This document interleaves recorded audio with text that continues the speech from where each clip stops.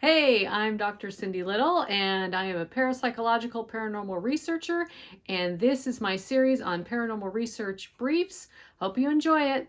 Today's paranormal research brief is about the Daniel experiment. In this study, researchers tried to bring a fake spirit to life through a number of seances, or what they called sitter sessions. Before the first session, the group leader made up an imaginary spirit named Daniel O'Dugan, who was born in 1880 in Cork, Ireland. His parents were poor farmers who saved their money so they could send him to New York to escape the potato famine. Once he was in New York, he was raised by a kind woman in a small town on the New Jersey coast. When he grew up, he became a boiler master for incoming ships. He loved helping others and had an interest in seances in the afterlife. On his deathbed, he promised he would give 7 years of Irish luck to anyone who could contact him after he died. On December 21st, 1945, Daniel died of pneumonia. Remember, this is all made up. Daniel O'Dugan never really existed. The experiment set out to test 3 things. First, that this sitter group could reproduce at least some of the stuff that happened in other previous seances, like knocking in response to questions or lifting and moving the seance table.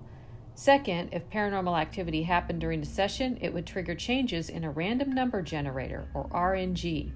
And third, if the sitters heard phantom knocks, raps, or other noises, or saw the table or other objects move on their own, there would be changes in a multi-energy sensor array, or MESA. This was a computer that measured 6 things in the local environment: infrared light, ultraviolet light, visible light, seismic vibration, and both AC and DC magnetic fields. Before the experiment, all the sitters read Daniel's story and were asked to focus on a part of his life they could identify with. Next, the participants sat around tables with their hands lightly placed on top. At first, the room was well lit for the sessions. There were 15 in total. Then as time went on, the lights were gradually dimmed for later sessions. During each session, the sitters focused on Daniel and asked him to reveal himself. Cheating was strongly discouraged, and if caught, participants would be kicked out of the study and wouldn't receive the money they had been promised. During the first 5 sessions, rapping and knocking sounds were heard. In later sessions, more rapping sounds were heard along with drops in temperature. One participant said they felt like someone grabbed their thigh, and another sitter said it felt like someone grabbed their shoulder. Other sounds were heard, as well as a loud clock ticking, electrical buzzes, and loud crashes. Activity that happened in the rest of the sessions included footsteps, chimes, and phantom voices. So, did the activity trigger the random number generator or multi-energy sensor array like the researchers hoped it would? Well, the answer is yes and no. Overall, the data collected by the random number generator stayed close to chance readings, and data collected by the multi-energy sensor array showed some notable changes, such as drops in infrared and visual light, as well as changes in DC magnetic field strength. These types of changes have also been recorded in other field investigations of haunted sites. So, what does this all mean?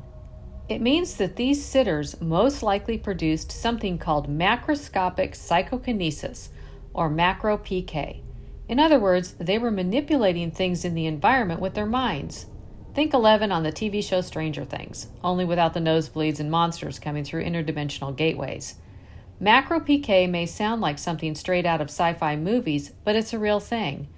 There's over 100 years worth of research and documentation of actual poltergeist cases where people seem to be unconsciously moving things with their minds.